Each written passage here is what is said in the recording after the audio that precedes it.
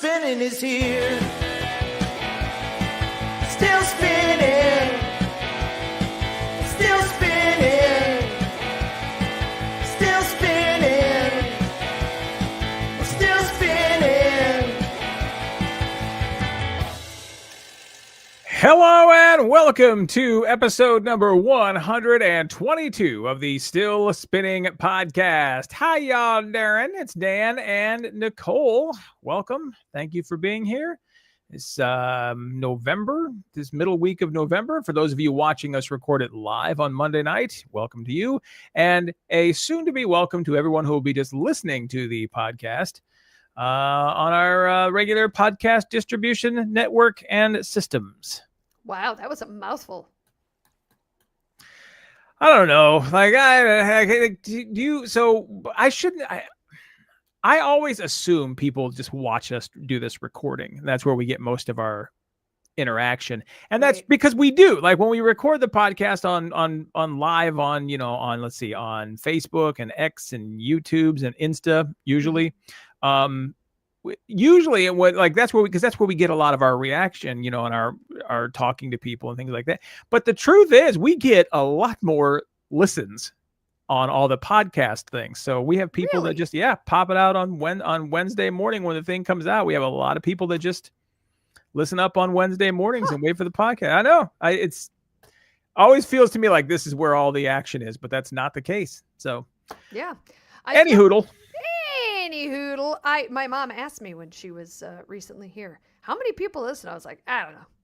Dan's in charge of that. Well, and truthfully, I don't know either. Like, I can't tell you how many. I get reports that say this episode had so many and this I don't care. Like, right. We're doing it for the thrills. Yeah, but the numbers always surprise me. Let me just put it that way. Like, I'm like, really? That many people like download and listen to the actual podcast? Really? Us? The two of us. Two idiots here? You people are, what's wrong with you all? I mean, honestly, probably we could go for days on what's wrong with them. Yeah. Which reminds, I guess it's not next week. I was thinking we needed to address if we're going to be here on the day after Thanksgiving. Because I keep thinking Thanksgiving is next week. It is not. It's the week after. But it's coming quick, y'all. It's coming quick. And my wife is just excited for that because the day after Thanksgiving is when we can start decorating for Christmas. Oh, you wait. Honestly, the older I get, the more I understand why people do it early.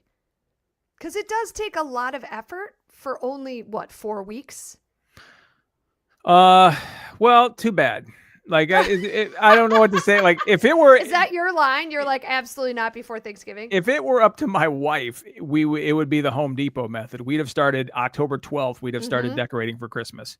I'm kind of with her. I don't but I don't have many. I'm not allowed to enforce many rules in my house. For some reason, that one, that one sticks. That one sticks. All right. I put my Christmas Grinch foot down and say, no, not until the day after. Fair enough. But we always put on like Christmas Vacation. Let's see, we do Christmas Vacation, Muppet Christmas Carol. Of course. And if there's still time, we would do A Christmas Story, but that's kind of fallen off over the years because we've gotten it down to being able to get this all done in like a couple of hours. So we can usually. Yeah, we're fairly efficient in ours as well. Although I have a feeling our decorating is like a quarter of what you do. I mean, you probably have a lot more than we do. Yeah, but we don't do the outside as much as we used to. Like I have lights. I just basically it's all just like floodlights and things like that. And but used to be hanging the lights on the gutter and doing. I'm like, nah, I'm done with that. The whole Clark Griswold situation. Oh, yeah. Yep. Yeah. But I will say also the Muppet Christmas Carol is the best telling of that story. Oh yeah. Without question. We just saw it live at the Goodman. It was great. You saw the Muppet Christmas Carol live? I wish. We just saw A Christmas Carol. Yeah. A live action. I've never seen a live action version. I've only ever seen movies. Oh, really? Yeah. Okay. And I enjoyed it. But the Muppet Christmas Carol is the top. Where Marley and Marley. Da, da, da, da, da. Avarice and greed. Yeah. Yeah. And it's Bob Marley. They named one of the Marley brothers Bob in Muppet. Oh, I never ever noticed that. You never noticed it was Robert? Nope. Bob Marley? Nope. Yeah. Yeah, well, again, I would be the world's worst witness. If we talked about that. Yes. Yeah, it holds true, everybody. Don't ask me for specifics and attention to detail in that way. If I've seen something, I don't know. There has never and there will never be a better Ebenezer Scrooge than Michael Caine. Oh, absolutely fantastic. Yep. We tried to watch, FX did a version a couple years ago, and it was, oh gosh, the guy who was in Memento, Guy Pearce. Got me. I don't know. If you saw him, you'd know who he was. And it was so freaking long and boring. I was like, we don't need all the, exposition on his house and how dark and cold it is. Well, that's from the book. That's the actual telling of, that's the actual story. Oh, really? Yeah. Ugh, boring. Yeah, the Muppets just take all, they just take like the good fun parts and share a little. Yeah, that's the whole, so you've never read the book? God, no. Yeah. Why would I? I don't know. It's I don't know interesting. either. Actually, I've only read it after I've seen the Muppet Christmas Carol many times, so I could Yeah. actually read it and go, oh yeah, that was in there. Oh yeah, that was in there. Yeah. So Yeah, no, I haven't. All right, let's kick this off. Dan, are you a window seat or an aisle person? I'm pretty sure we've talked about this. window a billion times over. Oh, well, then this story should very much interest you. United Airlines has asked a federal judge to dismiss a proposed class action lawsuit arguing passengers were unfairly charged for, quote, window seats that actually didn't have windows. Instead, the airline is arguing... I know exactly what they're talking about. Yes. Yeah. Sometimes in a plane, you'll just be next to the fuselage Yep. or just the outer wall of the plane, and it doesn't have a window in that particular seat. Sometimes it's just as crappy when you're like halfway. Like you don't have like a whole, like you have to like lean, you're not. Oh, like a full. You're in a space that doesn't, you're technically in a window seat, but you only got like a quarter of the window in front of you and maybe like an eighth of the window behind you. Yeah, that's terrible. So that's exactly what they're talking about here. Yeah, well, this one is the airline is arguing that window refers to the position of the seat and not any potential views from it. To quote their attorney, the use of the word window in reference to a particular seat cannot reasonably be interpreted as a promise that the seat will have an exterior window view. Those are their, they just filed this motion in federal court on Monday, this past Monday on the 10th. They add rather the word window identifies the position of the seat next to the wall of the main body of the aircraft. And I got to tell you, I think they're right. No, they're what? I think they are right.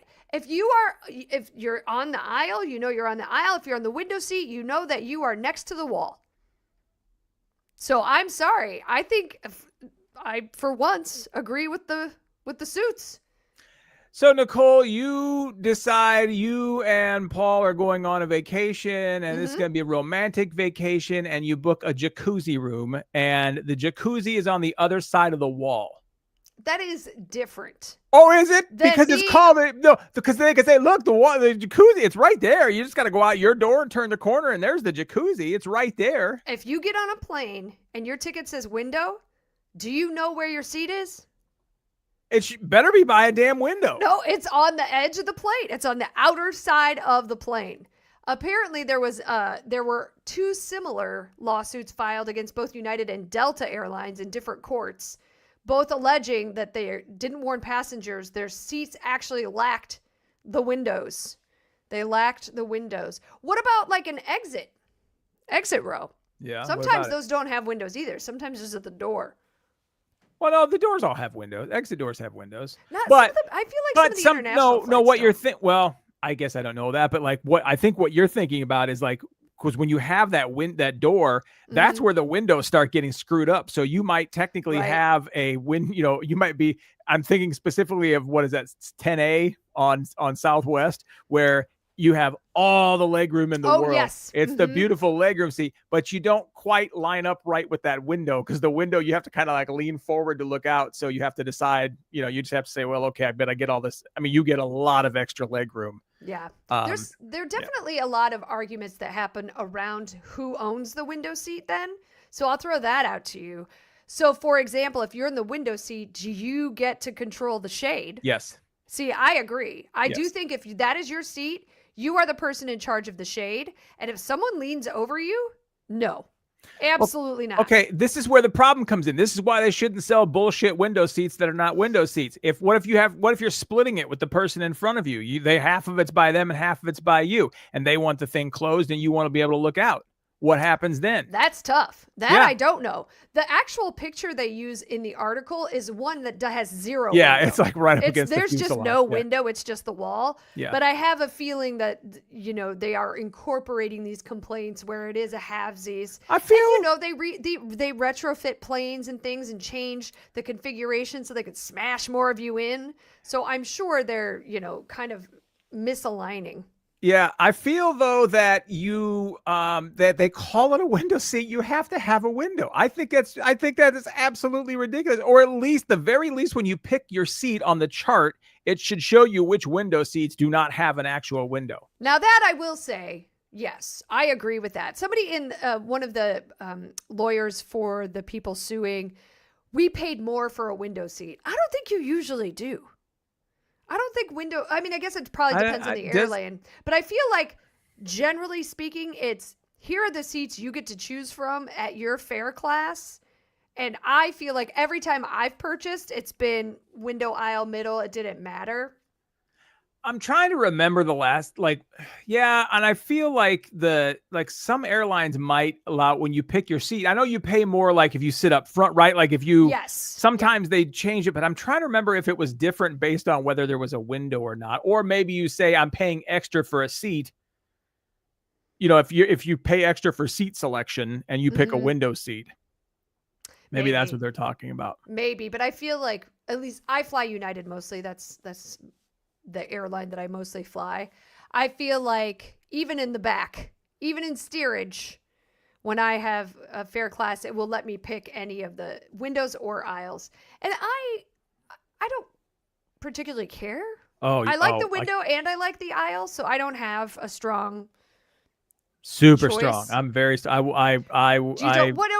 What is it about the window that you like? I just need to see out. I need to I need to look out of the plane, and I'm not claustrophobic or anything. I just want to know what the hell's going on outside this giant metal tube that I'm in. Sure. I try not to think about the giant metal tube too much. Then it will make sense. Yeah. There are people who want to sit in the aisle seat because they want to be as far away from the window as they possibly can. They won't look over and look out the window or anything. So I totally get it. One of the arguments that the lawyers are making from United is that there are people who actually prefer that kind of seat where it's against the wall and has nothing to look out of. Oh, give me a break. I'm just saying they'll try anything, but honestly, I think they're right. I'm with the lawyers on this one, and I can't very often say that. That just means you're on the exterior. You're on the not the outside of the plane, but you're on the outer area of the plane.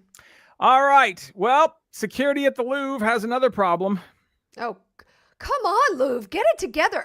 Seriously, if you are asked to name the most famous museum in the world, it's the Louvre, right? I feel like that's the one everybody thinks of. Hold on, before we move on, we got a couple comments here. To the window, to the wall. Very good. Mm-hmm. And Jeff says, I was traveling down the road the other day, and believe it or not, I started singing the Still Spinning tune. I believe that. Yeah. It's a chart topper. Does that get me a 1-year free membership and Spinner merch? No. Oh, wow. No. There's no free. We work too hard on that bonus content. Mm-hmm. There's absolutely no. My sister. You'll notice my sister is on the sponsors list. Oh yeah, because she had to pay. Your for brother, it. Right? He's not. My brother is not. Interesting. I'm not sure that he listens to this thing though. So every now and then he pops in. But So no, I wouldn't give my. Can you imagine if I started giving out free memberships? I'd never hear the end of it from my sister. Oh no! Because she was 100%. all over. She was like, "Come on, I'm your sister." I'm like, "Yeah, well, pay up." Right? Our spouses pay. Yes. Yeah, that's a good point. Jeff.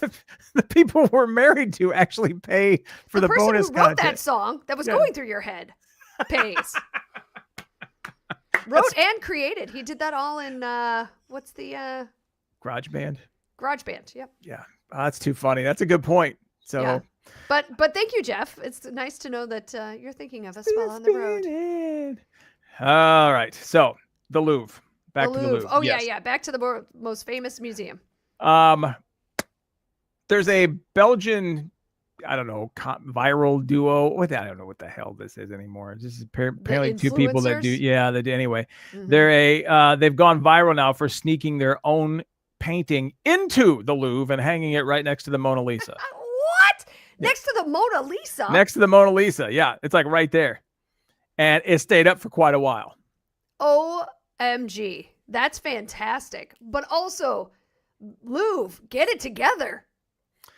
First of all, how they get, and it's in like a frame, and it's not like it's, it's not like they just painted, then put a poster up on the wall or something, because I don't know if you know this or not, it's actually very strictly regulated. You can't bring artwork into the Louvre either.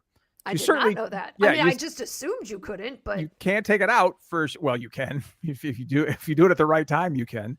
But you also can't bring anything like that into the Louvre. And that's what they were doing. It says visitors undergo a security check before entering the museum, which includes the use of metal detectors. Although I'm sitting here looking at this, and it's they made their frame from Lego bricks. Awesome. Nice. That makes it so much better. That's pretty cool. Did they put it together then had it in like 4 pieces and then apparently, finished? or just put all the pieces together and then put the painting behind. Anyway, it was hanging on the wall for a few hours. So when I was in college, I have an art degree. We had to do a final project that was a display of art somewhere. And there was someone who created, when you are driving down Lakeshore Drive in Milwaukee, by the art museum there are banners that hang between, I don't know, they probably are like 3 feet tall. It's at the top of like a light pole, we'll say. There's a one pole and then a banner that kind of slides in. I don't know the best way. If you're watching, you can kind of see what I'm talking about. She created a series of them and like got on a ladder, hung them up. Those things were up for like a year. Oh, so you took a vandalism class. I mean, I think it was more than a vandalism class. It was like the entire thing, but I couldn't believe, because it was something, it had a series of questions, and the last one was, but is it art? It was like, but is it art? And they stayed up forever. I don't know who finally discovered that they needed to come down. But I get that this happens now. This isn't the Louvre, and it was outdoors. And it was before I feel like security cameras were really right everywhere. Yeah, well, you were in school. I mean, did they even have VHS cameers? Oh my gosh. I mean, we drew. We had to draw instead of recording things. Like, that's just how it was. No, I graduated college in 97. If that gives you an idea. So I have a friend of mine is a friend of mine is married to an international artist. Mm-hmm. An international sandwich artist? Sorry. No, an actual artist. Like Wow. he gets paid to fly and put in art installations in places and people. It's not quite a Banksy thing, but it's it's kind of like That's that. cool. Yeah. And I was talking to her and actually him. We were both there, and of course you can imagine the conversation that he and I would have, right? Like I'm like, this is so dumb. Like he okay. But I told him, like, I just want to like go paint some stupid. I want to get out spray paint and latex and paint and just throw it all over a board and Like a hang it up Pollock. and hang it up in a museum. And I want to sit there and watch idiots talk about it. And he's like, well, why? And I'm like, because it doesn't mean anything. And he goes, Ooh. but so now here's the interesting thing. Here's what he got me thinking. He's like, but people are talking about it. And I'm like, well, yeah, because it's so. He goes, but you created something that would be hanging on a wall and people would be standing there talking about it. Why else would you create something? You want somebody to talk about what it is that you've created, right? And I'm like, shut up. Because like The best argument ender ever. Shut up. But the way he explained it to me, he's like, but Mm-hmm. if people are talking about, so your point is art is stupid, and this, I told him it's modern, like I don't like modern art, and I really Right. don't. And he goes, your point is modern art is stupid. So what you're talking about is creating modern art to talk about the absurdity of modern art. And I'm like, That is art. and I'm like, that's what he said. He goes, well, that's art. And I'm Mhm. like, but like, no, it's not. That's not. I'm like, no. And he's like, yeah, that's art. He goes, you should do that and see what happens. And Okay, I I'm don't like, want you to do it now. I'm like, oh, you jerk. You just turned it around on me out here. Yeah. Somebody's having a lot of fun with a toy over there. Yeah, that's Jenny, I put hope that it's- down. Oh my God. Daniel? Also, I don't know if you saw this comment here. Some say Martini Fest. was a vandalism class. That was a That was actually a expert vandalism. level class in vandalism. Yeah. Man, what a good time that was. It was a great time. That was Yeah. art. That was art. That was art. Until Yes. the patina was rubbed clean off. Yes. Yep. Ruined some of the patina. All right. Dan, you love a drive-through. A new study has just come out. The QSR In Touch Insight. Oh, which yeah, is- sure. Yeah. It's basically one of the big organizations that collects data on fast food restaurants and efficiency, customer service, all that kind of stuff. I actually did know that. I'm not even kidding. I did know. Oh, what that did you was. really? Yes, I thought you were yes. being an ass. I was, and then as soon as I'm like QSR, I'm like, well, they do their efficiency for fast foods and for not just fast food, but like all big restaurants and things like that. So Yes. Yeah. So a new study just came out, and the chain that has the fastest drive-through time in America was named. And I have to tell you, I don't think you know what it is. Chick-fil-A. It is not Chick-fil-A. As a matter of fact, Chick-fil-A was the worst. That's not true. Oh, yeah. Total time, the amount of time passed from entering the drive-thru to receiving your entire order, Chick-fil-A was the worst, was the slowest out of 1, 2, 3, 4, 5, 6, 7, 8, 9, 10, 11, 12, 13, 14 establishments, including Starbucks. Never once in my experience with Chick-fil-A have I ever felt that this was the slowest drive-thru I've ever been in. Although maybe it's because there's always a giant line. And like, so you just go, wow, I got through that line pretty quick, but it was a massive line. So maybe it just feels like you're moving through there more quickly. I don't think so, because in service time, they also got the worst. And the service time is the amount of time from when the shopper started placing their order until they received their food. Have you ever gone to a McDonald's and you sit there at the drive-thru and they don't take your order for like 5 minutes? Is that why? That's exactly why. They're trying to game this system right here. They're trying to, so if they don't have to, so if they clear out all the other orders before you and they don't take your order, then their number is going to be excellent because That's interesting. yeah, they're not, yeah. Never guessed that. Yep. Well, get ready, Dan. Okay. So it's not Chick-fil-A. It's not Starbucks. It is not Chick-fil-A. It's not Starbucks. Do you have any other guesses? Wendy's? Nope. Wendy's was number 5 in total time. Number 3 in service time. Arby's? Nope. It was Taco Bell. Taco Bell wins in both total time, so the amount of time passed from entering the drive-thru to receiving your entire order, and service time. It is the number 1 in both. KFC is number 2 in both, or second place for both. And then Tim Hortons and Wendy's play a little game for the third spot. But I had no idea. I would have never guessed Taco Bell. You know what? I can see that because now it depends though.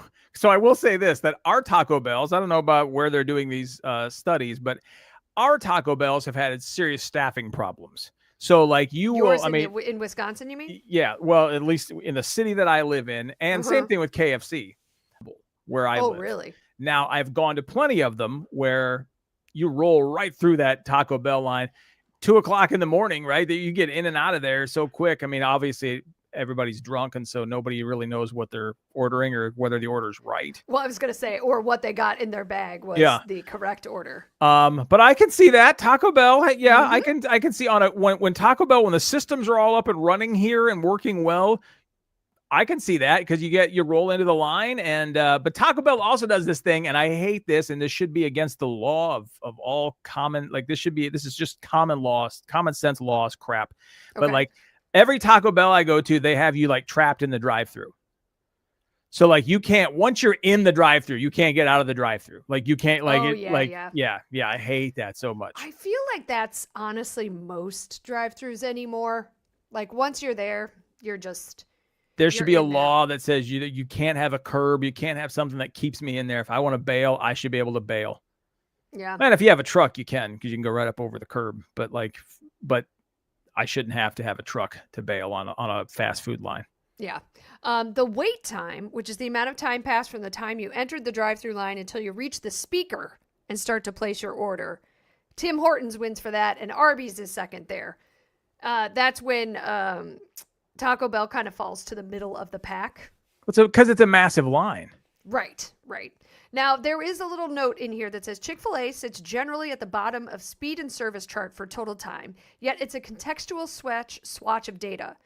Freestanding or drive-through only units averaged median sales of 9.2 million in 2024. More than 1,000 of the 2,000 Chick-fil-A's measured, or 49%, beat the average sales volume of 9.317. So your argument of they're just busier is proven here. So Chick-fil-A locations are, as a general truth, busier than other brands. Yeah. And the flow of ordering differs with inline order takers versus the speaker box. Can I tell you that I saw something at I just put the Chick-fil-A app on my phone. I've never had it, but the only reason I did it was because I wanted to, I love their chicken sandwiches, and I was hungry for a chicken sandwich, and I'm like, I would rather not wait in line. I would rather just order ahead. And so I ordered ahead and did the, okay. Worked fine, worked flawlessly, no problems.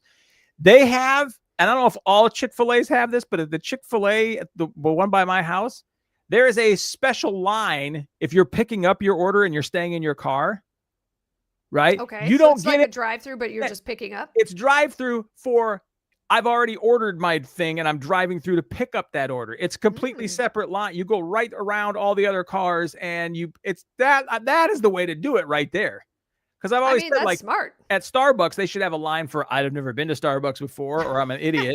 And then that's like TSA too. We always say that. Yeah, like, right. I've never left my house and flown.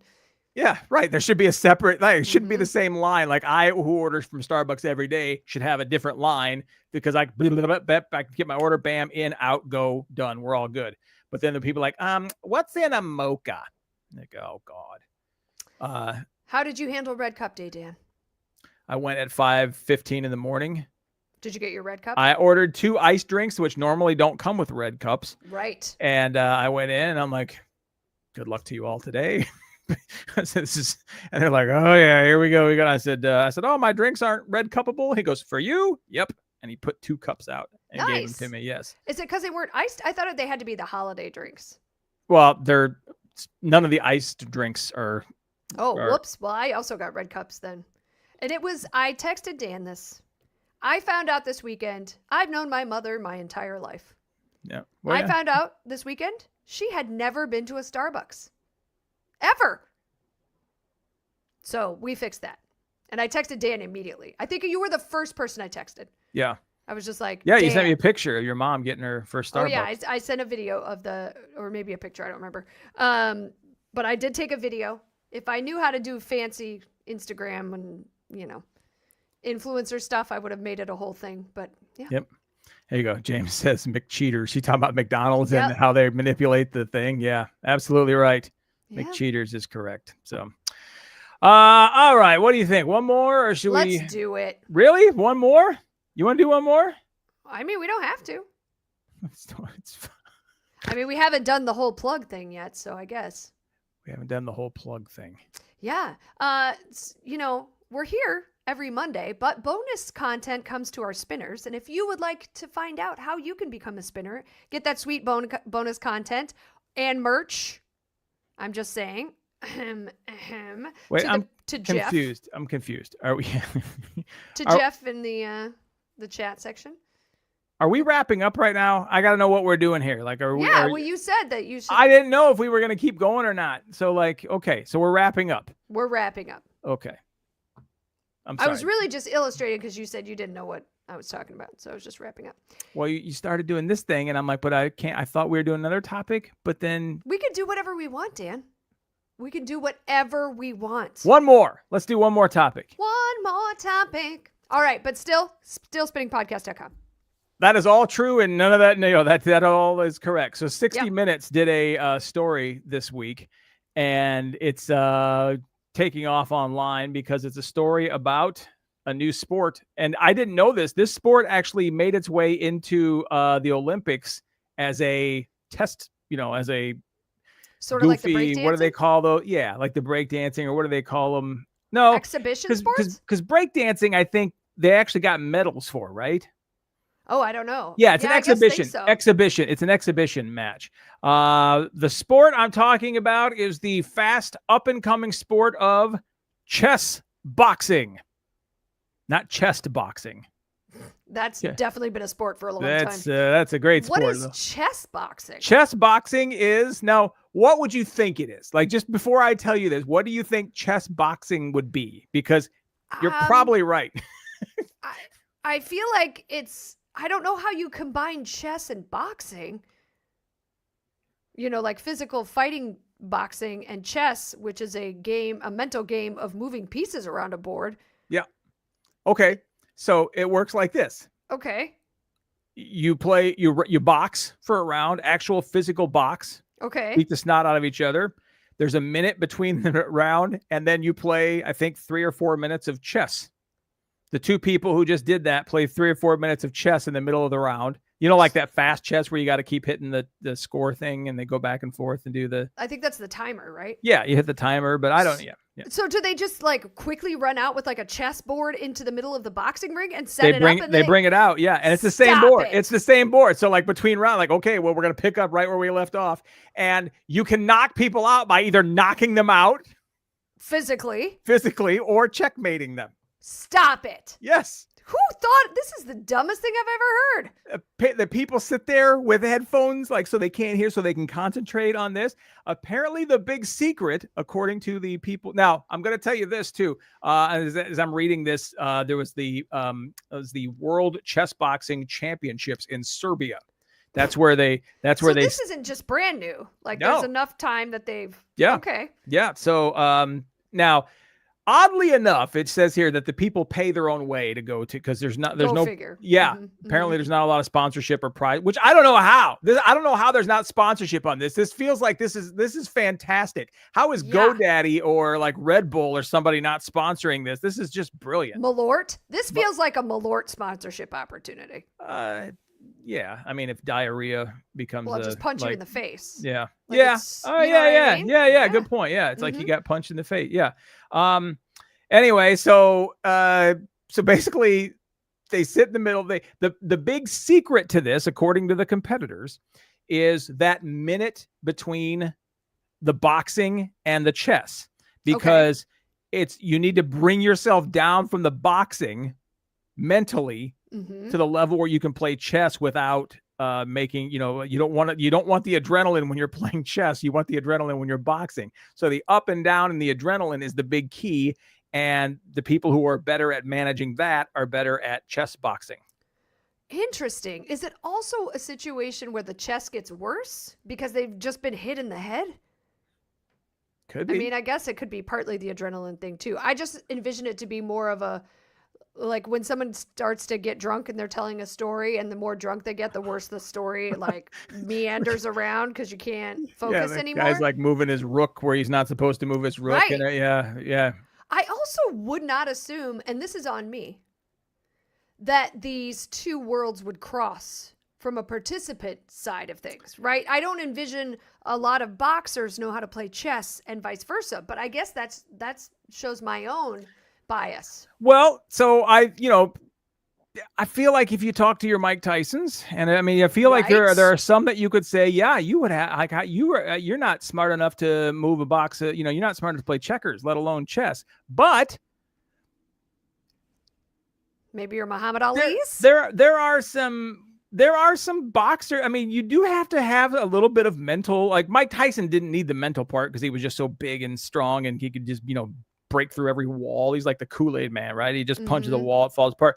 But if you're like, I mean, there are plenty of boxers. I mean, we'll say you do need to have a brain to box. Oh, for sure. I mean, there's strategy to it. I guess I just feel like it's a very different kind of strategy. Yeah. And so Russians actually used to have their boxers play chess after matches just to sort of get the brain, like Olympic. They weren't playing it as part of the boxing match, but they would play chess to sort of like keep the mind sharp and say, we need to develop that part of the mind too. So that's pretty interesting. Yeah. I'm trying to think of a stranger sport combination. And I think it'd be like NASCAR racing, but after every lap, they get out and play tag.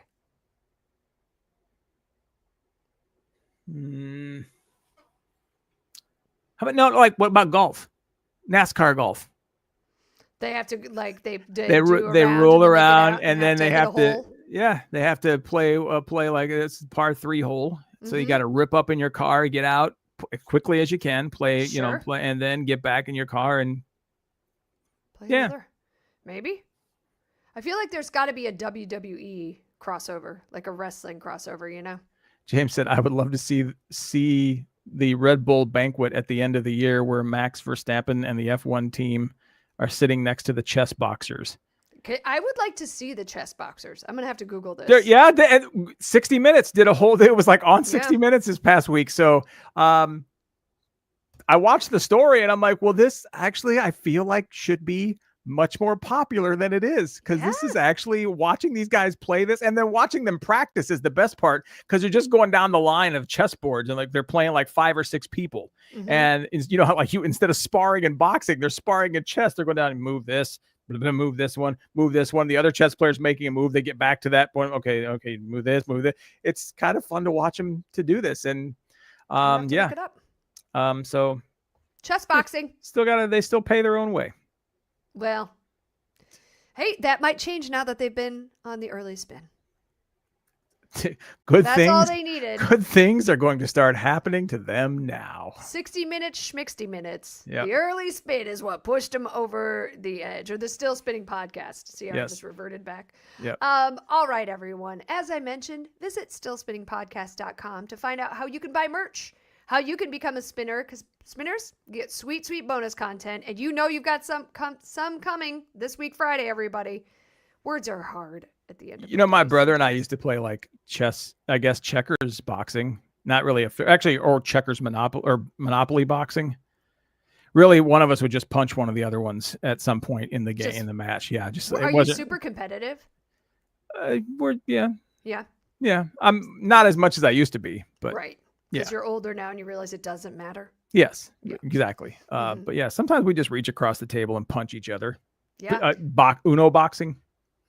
Sure. And any sport, there's really pick a sport that brothers might play, and I guarantee there's no more games. Our nephews no longer play code names because one of them gets real competitive. Yeah, understand. Yep. Well, all right. We'll come play games with us. Ooh, if we ever have to do a charity auction, Dan, we should do some sort of like, you can come play a game with us, like a board game night. You make a face. I think that would be a really fun winning.